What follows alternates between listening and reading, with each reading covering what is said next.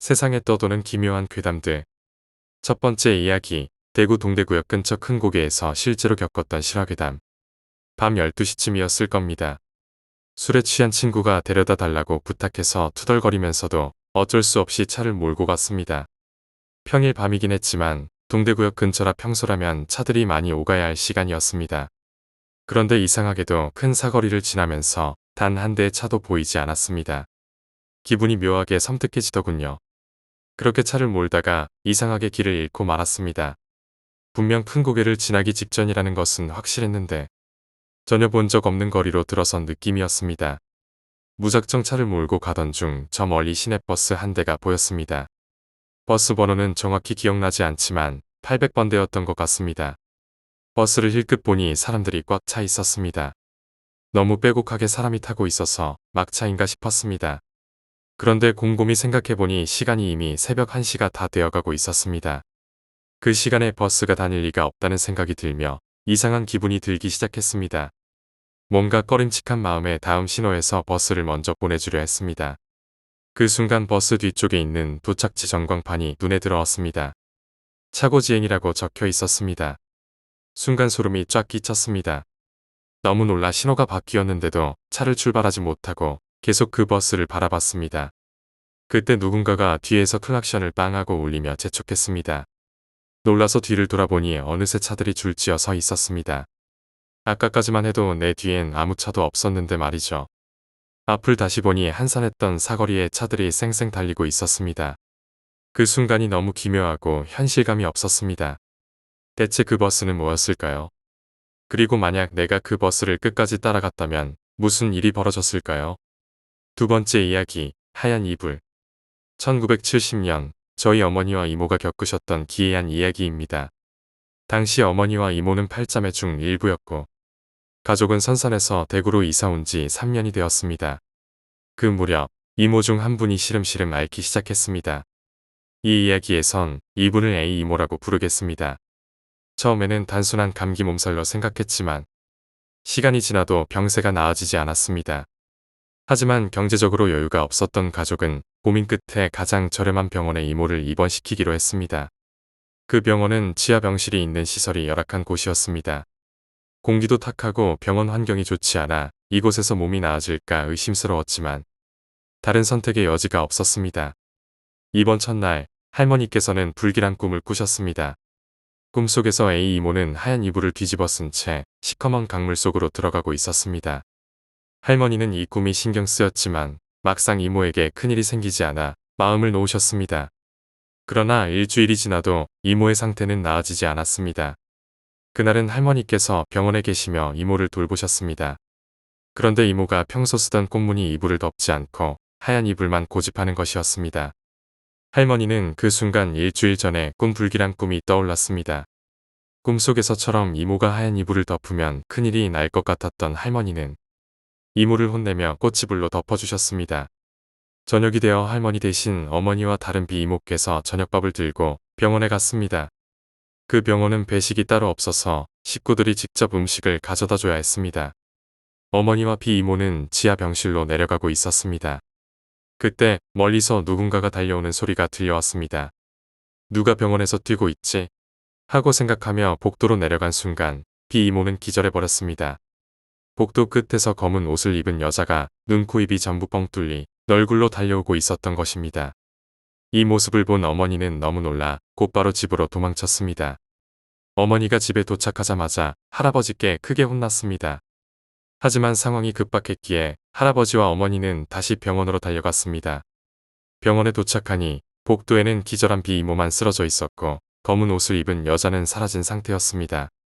그리고 병실 안으로 들어가 보니 A 이모는 머리에 피를 흘리며 하얀 이불이 들어있는 사물함의 머리를 계속 받고 있었습니다. 자길 죽여달라. 데려가달라. A 이모는 알 수 없는 말을 반복하며 사물함의 머리를 부딪히고 있었습니다. 할아버지와 어머니가 온 힘을 다해 말렸지만 A 이모는 멈추지 않았습니다. 기운이 다한 A 이모는 결국 탈진에 쓰러지고 나서야 진정되었습니다. 기절에서 깨어난 A 이모는 자신이 무엇을 했는지 전혀 기억하지 못했습니다. 머리를 부딪혔다는 사실조차 믿지 않았습니다. 그러나 신기하게도 그 후로 A 이모의 병은 거짓말처럼 사라졌습니다. 몸이 너무 개운하다며 당장이라도 동네를 뛰어다닐 수 있을 것 같다고 했습니다. 결과가 좋으니 할아버지는 딸이 아프지 않은 것만으로도 감사해하셨습니다. 그 후로 A 이모는 잔병 하나 없이 건강하게 자랐다고 합니다. 가끔 어머니는 이 이야기를 떠올리며 말씀하셨습니다. 그때 할머니가 하얀 이불을 덮어주셨다면 큰일이 났을지도 몰라. 하얀 이불을 덮는다는 건 마치 죽은 자에게 하얀 천을 덮는 것과 같은 의미였던 게 아닐까 싶다고요. 세 번째 이야기, 붉은 소복의 할머니. 지난 추석, 우리 가족은 제사와 함께 장례를 치렀다. 며칠 전 실종되셨던 할머니가 돌아가셨기 때문이다. 그러나 가족들은 할머니의 죽음에 대해 구체적으로 알려주지 않았다. 그저 치매로 길을 잃고 동사하셨다는 말만 들을 수 있었다. 제사가 끝난 그날 밤, 다른 친척들은 먼저 집으로 돌아갔다. 할아버지께서도 예전에 돌아가신 터라 큰 집인 우리 가족만 남아 아침 일찍 출발하기 위해 일찍 잠자리에 들었다. 하지만 나는 유난히 예민해서인지 한밤중에 거실에서 들려오는 소리에 잠에서 깼다. 물건을 마구 헤치는 듯한 소리였다. 처음에는 부모님께서 새벽부터 짐을 꾸리시는 줄 알고 거실로 나갔다. 그러나 거실에는 아무도 없었고 어둠만이 깔려 있었다. 그런데도 달그닥 하는 소리는 여전히 들렸다. 어둠에 아직 익숙하지 않은 눈으로 거실을 향해 물었다. 엄마, 뭐해? 그리고 잠시 후 눈이 어둠에 적응되었을 때 나는 온몸에 소름이 돋았다. 거실에 계신 분은 돌아가신 할머니였다. 붉게 물든 듯한 소복을 입고 할머니는 서랍을 열고 무언가를 찾고 계셨다. 평소 할머니께 엄하게 대했던 기억이 떠올라 두려움이 엄습했다. 그런데 저런 모습으로 나타난 할머니를 보니 공포는 배가 되었다. 그때 할머니가 나를 발견하셨다. 날카로운 눈으로 나를 노려보시더니 마치 혼내시려는 듯 빠른 걸음으로 다가오셨다. 뭐하니? 여기서 자면 어떡해? 그 순간 나는 그만 정신을 잃고 쓰러졌다.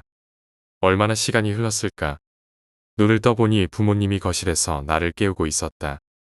나는 거실에 쓰러져 있었고 부모님 덕분에 그제야 정신을 차릴 수 있었다. 아마 할머니께서 나를 발견했을 때 나는 겁에 질려 기절했던 것 같다. 이제 할아버지와 할머니 모두 돌아가셔서 그 집에는 아무도 살지 않는다. 아버지께서 집을 파시겠지만 그날 밤 이후로 나는 두려움에 사로잡혀 있다. 할머니는 아직도 그 집에서 무언가를 찾고 계실까? 그 생각만으로도 한밤중에 거실을 혼자 나가기가 무섭다. 혹시라도 할머니가 여전히 거실에 계실까봐 말이다. 네 번째 이야기, 호덕마을. 내가 어릴 적 다녔던 그 시골 동네에는 노인들만 남아 있었지만 예전에는 부근 초등학교와 중학교에 다니는 학생들도 꽤 많았어. 내가 약 2년 동안 그 시골에서 학교를 다니며 지냈을 때 돌아가신 분을 실은 꽃마차가 산으로 올라가는 걸 3번 봤었지. 그리고 그때 들은 이야기가 있어. 학교에서 한 번은 이런 숙제를 내준 적이 있었어. 각자 사는 마을 이름이 어떻게 생겨났는지 조사해보세요. 나는 학교가 끝나고 집에 돌아와 할아버지께 여쭤봤어. 할아버지, 이 마을 이름은 왜 호덕이에요? 할아버지는 껄껄 웃으시며 대답하셨어. 옛날에 부인을 먼저 떠나보내고 혼자 살던 할아버지가 있었는데 산에 풀을 캐러 갔다가 큰 바위 아래서 웬 호랑이 새끼들을 발견했대. 처음엔 고양이인 줄 알고 쓰다듬으면서 이 어린 것들, 어미는 어디 갔나? 하며 집에 데려갈까 생각했대. 그때 이상한 느낌이 들어 고개를 들어보니 바위 위에서 어미 호랑이가 할아버지를 보고 미소를 짓고 있었다는 거야. 할아버지는 산을 내려와 마을 이름을 호랑이 호자에 덕자를 붙여 호덕이라 지었다고 했어. 호랑이가 마을에 덕을 준다는 의미였다고 해. 하지만 그 이야기에는 뭔가 숨겨진 의미가 있었다고 해. 어떤 사람들은 호랑이의 미소가 저주였다고도 했지. 마을의 지형을 풍수지리학적으로 보면 마치 바다 위에 떠있는 배 모양이라고 했어. 그런데 이상하게도 다른 마을과 달리 이 마을에서는 생각지도 못한 사건으로 사람들이 자주 죽어나갔다는 거야. 술을 먹고 귀가하던 사람이 의문사하고, 경운기를 몰다가 논두렁에 굴러 떨어져 사망하고, 묘소에 가려던 사람이 산길에서 추락해 죽는 일들이 빈번했지. 사람들이 점점 마을을 떠나기 시작했어. 장례를 마치고 나면 마치 약속이라도 한 듯 모두 떠나버렸거든. 가장 소름 끼치는 이야기는 마을 구석에 살던 한 부부와 두 딸의 이야기야. 그 집 아저씨는 매일 술에 취해 폭력을 휘둘렀다고 해. 골목에서 마주치면 얼굴이 벌겋게 상기된 채 배회하곤 했어.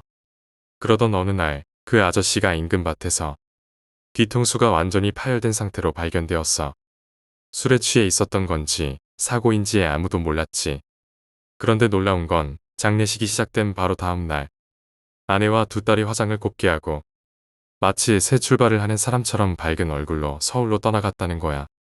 얼핏 듣기로는 남편의 사망보험금이 꽤 많이 나왔다고 했어. 마을 사람들이 계속 죽어나가자 의문을 가지기 시작했어. 어떤 사람들은 그냥 살 만큼 살다 간 거 아니겠냐 했고, 다른 사람들은 이 마을에 뭔가 있다고 했지. 그래서 굿이라도 해보자고 해서 마을 입구의 당산나무에서 굿을 열었어. 하지만 상황은 전혀 달라지지 않았지. 노인들은 걱정하기 시작했어. 묻힐 땅이 없으면 어쩌나 하면서 말이야. 결국 마을에는 공동묘지가 생겼어. 산 안쪽에 마련된 공동묘지였지만 나는 가보지 못했어. 어느 날 풍수지리학에 정통한 사람이 말하기를 마을의 집들은 지붕에 슬라브를 쳐야 마치 바다 위에 떠있는 배 모양이 완성된다고 했대. 슬라브가 없는 집은 배가 가라앉듯 그 집 사람들도 죽어나간다고 말이야. 실제로 돌아가신 분들의 집을 보니 지붕에 슬라브가 없었다는 거야. 그 말을 듣고 나서 마치 집에 슬라브가 배를 가라앉지 않게 하는 부적 같다는 생각이 들더라. 작년에 할머니와 고모 할아버지가 잇따라 돌아가셨을 때 우리 집에서도 이제 슬라브를 만들어야 하지 않겠냐는 얘기가 나왔어. 그런데 참 무서운 건 할머니가 돌아가신 후 유산과 땅 문제로 친척들이 만나기만 하면 싸운다는 거야. 가끔 그런 생각이 들어. 그때 할아버지를 보고 웃던 호랑이의 미소가 정말 덕을 준다는 의미가 맞았을까? 아니면 그 미소에 다른 뜻이 담겨 있었던 걸까? 5번째 이야기, 소녀원. 이 이야기는 내가 10대 시절 히로시마의 심령스포 소녀원에서 겪은 일입니다. 소녀원은 사용되지 않게 된 여자 형무소를 부르는 별명이었어요. 10여 년 전에는 히로시마에서 유명한 심령스포 중 하나였죠. 당시에는 운전에 재미를 붙인 젊은이들이 밤마다 코이 언덕, 우오키리댐, 나바라 계곡 같은 심령스포를 찾아다니곤 했어요. 특히 소녀원은 차에서 내려 넓은 폐허를 직접 돌아다닐 수 있는 곳이라 인기가 많았습니다. 그날 우리는 남자 셋, 여자 셋이 친구네 아버지의 승합차를 타고 소녀원으로 갔어요. 소녀원에선 살해당한 왕따 수감자의 귀신이 나온대. 지어낸 이야기로 여자애들을 겁주며 분위기를 잡았죠. 좁은 길을 조금 올라가 소녀원 입구에 도착하니 세단 한 대가 주차되어 있었어요. 누가 먼저 왔나 보네. 우리는 먼저 온 차가 나갈 수 있도록 차를 세워두고 건물 뒤쪽으로 들어가 보기로 했습니다. 남자들끼리는 신선하다며 들떴지만 여자들은 조금 꺼리는 분위기였어요. 결국 건물 내부를 돌다가 현관을 통해 나가기로 했죠. 현관으로 나가자 그곳에서 갑자기 먼저 온 사람들과 마주쳤어요. 심장이 멎을 뻔했지만 상대가 사람인 걸 확인하고 우리 모두 안도하며 웃음을 터뜨렸죠. 그들은 5명 정도였고 여자가 2명 정도 있었습니다. 그런데 시간이 지나면서 뭔가 이상하다는 생각이 들었어요. 그들은 아무런 말도 하지 않고 우리를 스쳐 지나가 건물 안쪽으로 향했거든요. 우리는 밖으로 나와 그들을 멀리서 지켜보며 이야기했어요. 뭐야, 저 사람들 좀 이상하지 않아? 그러던 중 그들이 건물 밖으로 나와 뒤쪽으로 걸어가는 게 보였어요. 한 명이 말했죠. 기분 나빠. 우리 이만 돌아갈까? 여자애들 중 한 명은 겁에 질려 싫다고 계속 말했지만 결국 우리는 건물 안쪽까지 들어갔다가 돌아오기로 했어요. 그 후로 그들과 마주치지 못하고 입구로 돌아왔는데 그들이 세워둔 세단 근처에 서 있는 것이 보였어요. 벌써 나왔네. 그들은 각자 차 문 앞에 서 있었지만 차에 타려는 것도 아니고 우리를 계속 쳐다보고 있었어요. 마치 짜증이 난 듯 혹은 째려보는 듯한 그들의 시선에 기분이 매우 나빴죠. 그중 한 친구가 갑자기 참지 못하고 소리쳤어요. 뭘 보고 있는 거야? 우리는 놀라 움찔했지만 그들은 미동도 없이 여전히 우리를 쳐다보고만 있었습니다. 기분이 너무 나빠져서 서둘러 차에 올라탔고 출발했지만 그들은 여전히 우리를 바라보고 있었어요. 서부 순환도로를 달리며 한참 투덜거리다가 누군가 갑자기 말했어요. 그래도 거기 여자애 한 명 귀여웠지 않았냐? 머리 짧은 애 말하는 거야. 그런 애가 있었나? 우리는 점점 더 혼란스러워졌어요. 운전하던 친구가 말했죠. 아니, 그게 여자애가 있었나? 뭔 소리야? 분명 있었잖아. 그리고 누군가 또 질문했어요. 근데 그 차에 다들 어떻게 타고 온 거지? 한 대에 그 많은 사람이 탈 수 있었나? 4명이었던 것 같은데. 아니, 8명 정도 됐던 것 같은데. 우리는 서로 본 사람이 다 달랐어요. 어떤 친구는 4명밖에 없었다고 했고, 다른 친구는 8명까지 보았다고 주장했죠. 마지막으로 운전하던 친구가 낮은 목소리로 말했어요. 나는 2명밖에 못 봤어. 그 순간 차 안에 섬뜩한 정적이 흘렀습니다. 그 후로도 마음이 찜찜해서 우리는 남자 셋이 다시 소녀원에 가보기로 했어요. 새벽에 도착해 입구 쪽으로 차를 몰고 갔는데 거기엔 여전히 4명이 서 있었습니다. 4명이지. 그때 누군가 조용히 말했어요. 너 어디 보고 있는 거야? 우리는 급히 차를 돌려 돌아왔고 그 후로는 그 일에 대해 아무도 이야기하지 않았습니다. 그로부터 1년쯤 지나 다른 친구들과 소녀원에 가게 된 일이 있었어요. 가고 싶지 않았지만 겁쟁이 취급받을까봐 거절하지 못했죠. 입구에 다다르자 그때 그 세단이 여전히 그 자리에 있는 게 보였어요. 처음엔 비슷한 차라고 생각했지만 가까이 다가가니 확실히 그때 그 차였어요.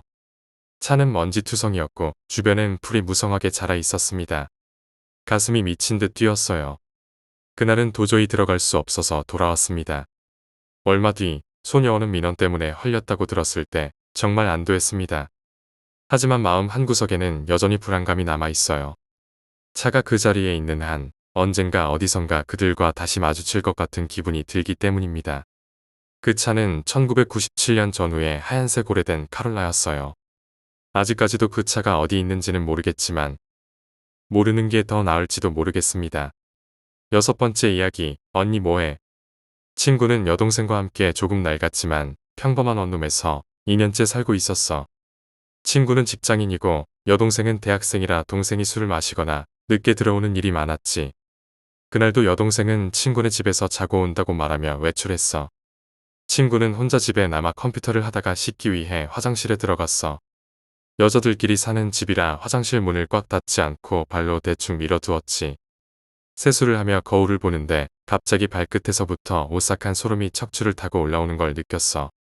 얼굴에 거품이 잔뜩 묻은 채 기분이 싸해진 친구는 고개를 들었고 순간 온몸이 얼어붙는 듯한 공포를 느꼈어. 문이 한 뼘도 채 열리지 않은 틈 사이로 창백하고 가느다란 손가락 4개가 보였어.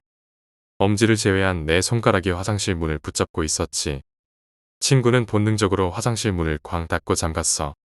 눈에 거품이 들어가 따가웠지만 그런 건 문제가 아니었어. 문을 잠갔음에도 불구하고 무언가 들어올 것 같은 공포에 친구는 온 힘을 다해 문을 밀었어. 얼굴을 문 가까이에 바짝 붙인 채 있었는데 그때 친구는 분명히 누군가의 목소리를 들었어. 언니 뭐해? 하지만 그 목소리는 여동생의 것이 아니었어. 가늘고 힘없는 목소리. 누군가가 바로 문 반대편에서 속삭이는 소리였지. 친구는 미친 듯한 두려움에 울음을 터뜨렸지만 문을 붙잡는 손을 놓을 수가 없었어. 그러던 중 그 목소리가 다시 들려왔어. 언니 뭐해? 가슴이 꽉 막히는 듯한 공포에 친구는 혼이 빠지는 기분이 들었고 그렇게 몇 시간 동안 문을 붙잡고 울며 서 있었어. 차라리 기절이라도 하고 싶었지만 정신은 또렷했지. 얼마나 시간이 흘렀는지도 모를 때 갑자기 번호키가 눌리는 소리가 들렸어. 곧이어 집 문이 열리고 언니 하는 동생의 목소리가 들려왔어. 화장실 손잡이가 움직이며 동생이 물었어. 언니 거기 있어? 그제야 친구는 엉망이 된 얼굴로 문을 열었어. 동생이 친구를 부축하며 무슨 일이 있었는지 물었지만 친구는 도저히 말을 할 수 없었지. 정신이 든 건 이틀이 지난 후였고 그때서야 친구는 무슨 일이 있었는지 이야기할 수 있었어.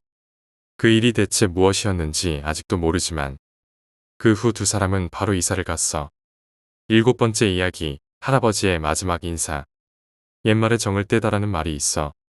사랑하는 사람이나 가까운 가족, 친척이 세상을 떠난 후에 귀신이나 영혼의 모습으로 나타나는 걸 의미하지. 이번 이야기는 할아버지가 돌아가신 후 아버지께 일어난 일에 관한 거야. 그때가 내가 중학교 3학년이던 시절이었어. 지금으로부터 약 15년 전쯤이지. 나는 근처 시골에 있는 할아버지 댁에 자주 놀러 가곤 했어. 어렸지만 손이 야무지다는 소리를 들을 정도로 일솜씨가 좋았기에 할아버지 농사일을 자주 도와드렸지. 그 시절에는 학원이 많지도 않았고 공부에 관심도 없던 나를 아버지는 종종 할아버지 댁으로 보내며 일을 돕고 놀라고 하셨어. 할아버지 댁은 황토흙과 집단으로 지은 흙집이었는데 공기가 좋고 물도 맑아서 나는 논밭을 뛰어다니며 즐겁게 지냈지. 그런데 어느 날 건강하시던 할아버지가 종합건강검진을 받으신 후 폐암 말기 진단을 받으셨어. 그 후로 2달도 지나지 않아 이른의 나이에 할아버지께서는 세상을 떠나셨어. 사람이 건강해도 병에 걸렸다는 사실을 알면 마음이 약해지고 그로 인해 몸까지 빠르게 시드는 법이라고 하더라. 할아버지가 돌아가시고 우리는 시골 흙집 안방에 시신을 모신 채 마당에 자리를 펴고 동네 어르신들을 모셔 3일장을 치렀어. 어렸던 나는 실감이 나지 않았는지 동네 어르신들에게 음식을 나르고 잔심부름을 하며 정신없이 3일을 보냈어. 첫날과 둘째 날엔 많은 조문객들이 왔지만 셋째 날은 멀리 사는 친척을 제외하곤 조문객이 뜸해졌어. 그날 가족들과 친지들은 마당에 둘러앉아 서로의 슬픔을 나눴고 어른들은 술잔을 기울이며 할아버지의 부재를 애도하셨어. 아버지는 6남매 중 셋째 아들이셨어. 어릴 적 공부를 하고 싶어 하셨지만 할아버지는 아버지에게 형편이 안 되니 첫째와 둘째만 공부를 하고 너는 힘이 좋으니 농사일을 거들어라 라고 하셨다고 해. 그 때문에 아버지는 서운한 마음에 가출을 하셨고 전국을 떠돌며 안 해본 일이 없을 정도로 고생하셨지. 그 와중에 어머니를 만나 가정을 꾸리게 되셨고 첫 아이인 누나가 태어난 후에야 고향으로 돌아와 할아버지께 용서를 빌었다고 해. 어린 시절 할아버지와의 관계가 원망과 미안함이 얽힌 채 남아 있어서였을까. 아버지는 할아버지의 죽음 앞에서 유독 슬퍼하셨고 술도 몇 잔 못 마신 채 금세 취해버리셨어. 그날 밤 12시가 넘어서 아버지는 소변이 급하다며 뒷마당으로 나가셨어. 하지만 10분, 20분이 지나도 돌아오지 않으시자 무슨 일이 생긴 건가 싶어 어머니와 내가 뒷마당으로 나가려던 순간 아버지가 새하얗게 질린 얼굴로 뛰어들어 오시더니 그 자리에서 기절해버리셨어. 기절한 아버지는 잠든 채로도 아버지, 잘못했어요. 아버지 라고 외치며 계속 경기를 일으키셨어. 그 모습을 본 할머니께서는 흰 그릇에 물을 담아 뒷마당으로 향하셨어. 놀란 나는 혹시 할머니께 무슨 일이 생길까봐 뒤따라갔어. 그때 할머니는 뒷마당 한켠에서 물을 뿌리며 이렇게 말씀하셨어. 자식이 보고 싶어 그랬어? 저놈이 널 그리워하지 말라고 정 떼려고 그랬구만. 내가 제사 때마다 맛있는 거 많이 챙겨줄 테니 여기 시원한 물 한 모금 마시고 이제 그만 가소. 할머니가 말을 마치자 경기를 일으키던 아버지는 거짓말처럼 한숨을 내쉬며 잠들었어. 다음 날 아버지는 일어난 후 어른들에게 어젯밤 무슨 일이 있었는지 말씀하셨어. 뒷마당에서 소변을 보고 돌아서는데 할아버지가 아버지의 등 뒤에 서 계셨다고 했어. 그리고는 아버지 손을 덥석 잡으시며 나랑 같이 가자 라고 말하며 무지막지한 힘으로 이끄셨대. 아버지는 반갑기도 했지만 너무 무서워서 손을 뿌리치고 한 걸음에 집으로 달려오셨다고 해. 할머니는 조상들이 정을 떼지 못한 자식에게 다른 귀신보다 더 무섭게 나타나 자식이 크게 놀라도록 만드는 경우가 있다고 말씀하셨어. 아마 할아버지도 아버지가 자신을 잊지 못하고 오래 슬퍼할까봐 정을 떼어주려고 나타나신 것 같아. 8번째 이야기, 빨간 하이힐. 전철에서 만난 여자의 이야기입니다. 어느 날 밤 친구와 놀다가 늦게 집에 돌아오던 날이었습니다. 밤 11시가 가까워서인지 전철 안에는 사람들이 거의 없었습니다. 저는 자리에 앉아 있다가 졸음에 빠졌고 그대로 가위에 눌리게 되었습니다. 평소에도 자주 가위에 눌리던 터라 크게 놀라지 않았지만 이번에는 뭔가 이상했습니다. 주위를 둘러보니 사람들이 모두 사라져 있었습니다. 전철 칸에 저 혼자만 남겨져 있는 걸 깨닫고 갑자기 두려움이 몰려왔습니다. 그때 맞은편에 열리는 문에 한 여자가 기대 서 있는 것이 보였습니다. 처음엔 사람이 있다는 사실에 안도했지만 곧 그녀의 모습이 저를 불안하게 만들었습니다. 그녀는 새빨간 투피스에 빨간 하이힐을 신고 있었고 허리까지 내려오는 검은 머리카락과 새하얀 피부를 가지고 있었습니다. 비현실적이고 소름 끼치는 모습이었습니다. 그녀는 마네킹처럼 문 앞에 서 있다가 제가 바라보는 시선을 느꼈는지 천천히 고개를 돌렸습니다. 그 순간 저는 숨이 멎는 듯한 공포를 느꼈습니다. 눈은 머리카락에 가려 보이지 않았지만 썩어 문드러진 입술이 기괴하게 웃고 있었습니다. 그녀는 희죽거리며 웃더니 저에게 다가와서 속삭이기 시작했습니다. 내가 보이지? 마치 다른 사람들이 돌아가며 말하는 듯한 목소리였습니다. 겁에 질린 저는 가위에서 벗어나기 위해 발가락을 움직이려 했습니다. 그 순간 왼발 네 번째 발가락에 극심한 통증이 느껴졌습니다. 그녀가 빨간 하이힐의 뾰족한 끝으로 제 발가락을 세게 짓누르고 있었습니다. 저는 참을 수 없는 고통에 비명을 질렀고 정신을 차려보니 다시 사람들이 주위에 있었습니다. 그들은 갑작스럽게 비명을 지른 저를 걱정스러운 눈으로 바라보고 있었습니다. 창피한 마음에 핸드폰을 만지작거리며 가위에서 깨어난 걸 다행으로 여기고 전철에서 내렸습니다. 집에 돌아와 발가락을 살펴봤지만 아무런 이상이 없었습니다. 다음 날 그 일을 잊고 어머니를 도와 집안 청소를 했습니다. 청소를 마무리하던 중 부엌 쪽에서 어머니가 다급하게 저를 불렀습니다. 빨리 이리 좀 와보렴. 놀란 저는 서둘러 가다가 거실에 놓인 화이트보드를 발로 걷어차고 말았습니다. 발가락이 심하게 채였는지 너무 아파서 그 자리에 주저앉았습니다. 왼발 네 번째 발가락에 발톱이 반쯤 들려 피가 흐르고 있었습니다. 제가 고통스러워하자 어머니가 다가와 말했습니다. 조심하지 그랬니? 저는 고통을 참고 대답했습니다. 엄마가 급하게 부르길래 그런 거잖아. 그러자 어머니는 고개를 갸웃하며 말했습니다. 난 널 부른 적이 없는데. 아니에요. 아까 부엌에서 저 부르셨잖아요. 무슨 소리야? 난 베란다에서 화분 정리하고 있었는데. 그 말을 듣는 순간 저는 멍해졌습니다. 그리고 피가 흐르는 발가락을 내려다보는 순간 어젯밤 전철에서 만났던 그 여자가 떠올랐습니다. 목덜미에 소름이 쭉 돋았습니다. 그녀가 하이힐로 짓눌렀던 네 번째 발가락이 다친 것입니다. 이 일이 단순한 우연일까요? 저는 알 수 없었고 알고 싶지도 않았습니다. 다만 다시는 그녀를 만나지 않기만을 바랄 뿐입니다. 9번째 이야기, 산길에서 만난 노부부와 사라진 폭우의 비밀. 3년 전 여름, 나는 혼자 오토바이를 타고 여행을 떠났어. 기후에 있는 어느 산길을 넘어가던 중이었지. 방금 전까지 맑았던 날씨가 갑자기 흐려지더니 빗방울이 뚝뚝 떨어지기 시작했어. 다행히 주차장이나 휴게소처럼 보이는 곳이 보여서 비를 피할 겸 들어갔지. 그곳에는 주차장과 화장실, 그리고 휴게실처럼 생긴 작은 오두막이 있었어. 오두막 안에는 테이블과 벤치가 놓여 있었지. 화장실에서 이를 보고 나오니 빗줄기가 더 거세졌고 번개까지 치기 시작했어. 비가 언제 그칠지 몰라 우비를 꺼내 쓰고 상황을 지켜보기로 했어. 나는 테이블 위에 가방을 올려놓고 우비를 찾으며 가방을 뒤적거렸어. 문득 주위를 둘러보니 벤치에 노부부가 앉아 있었어. 방금 전까지만 해도 아무도 없었는데 언제 온 거지? 조금 당황했지만 폭풍우가 그치는 게 더 급한 문제였지.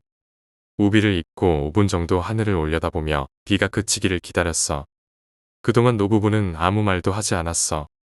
같은 공간에서 말없이 있는 게 불편해져서 인사 겸 말을 걸었지. 갑자기 비가 내리네요. 내 말을 들은 노부부는 서로 얼굴을 마주보더니 할아버지가 이렇게 말했어. 계속 오고 있는데.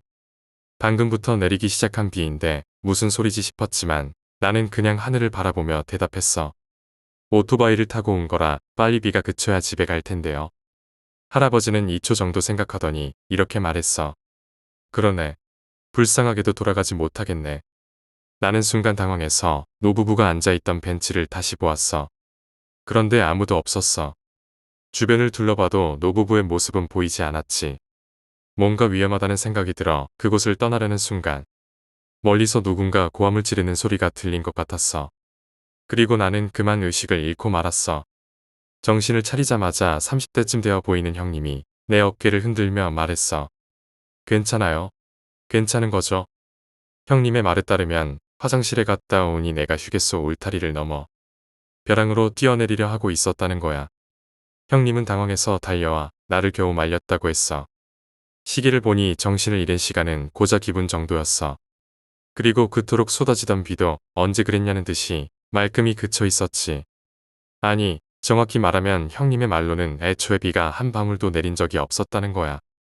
그런데 나는 분명 우비를 입고 있었어. 도로에는 비가 온 흔적이 전혀 없었지만 이상하게도 내 우비는 흠뻑 젖어 있었어.